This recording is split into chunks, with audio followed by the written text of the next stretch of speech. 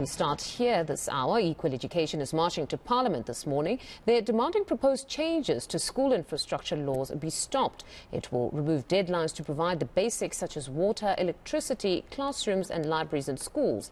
eNCA reporter Lindsay Dentling is there and joins us now. Good morning, Lindsay. Can you just take us through the issues in depth?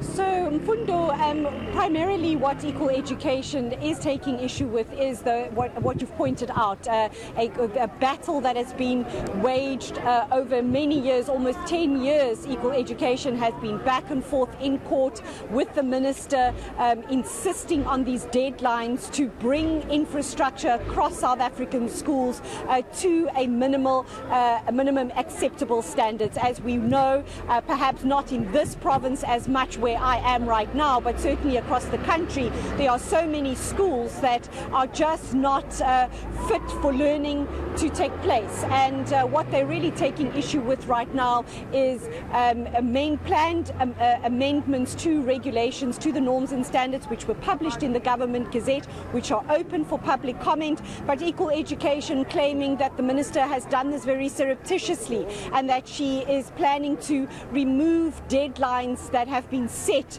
that will force her to make sure that schools meet these certain standards by different deadlines have been outlined for various aspects of infrastructure. And so that is really the core of which they are taking issue with. But of course there are a raft of amendments that are being proposed. But Mfundo, I want you to hear directly from one of the learners who has been part of this protest since the early morning in Cape Town. We are currently outside Parliament. Bukhle is a grade 11 learner at a school in Fuleni. Bukhle, why did you feel you needed to come and join this protest today?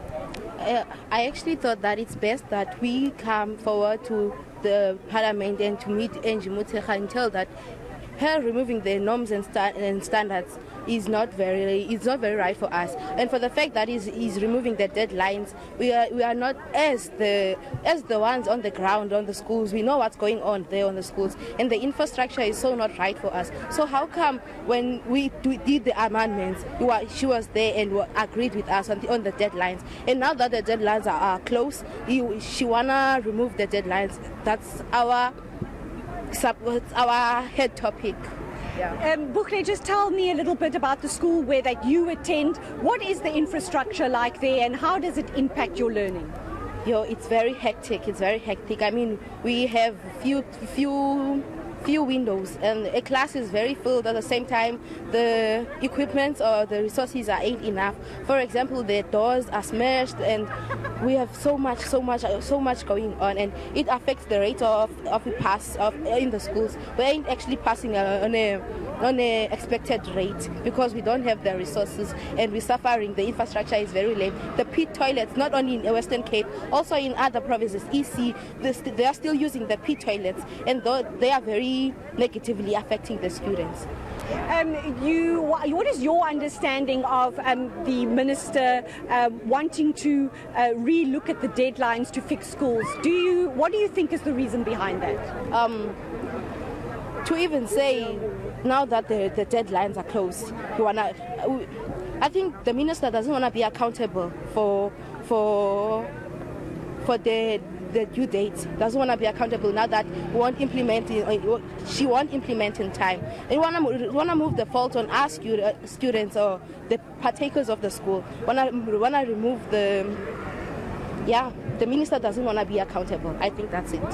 Thank you very much, Bukhle. So Mfundo, so that's the understanding of learners here in the Western Cape, but they are hard-pressed to make the point that this is not just about them here in this province where things might look a little bit better, even though not meeting the acceptable standards across the board. But certainly this is a fight that they are taking up on behalf of students across South Africa, particularly in provinces where, as you've heard, as Bukhle said, where they still go to school having to use pit latrines, where they are sitting in overcrowded classrooms and sitting in classrooms that are not made from material fit for learning to take place. Okay, Lindsay, we'll leave it there for now. Thank you very much for that report. That's reporter Lindsay Dentling.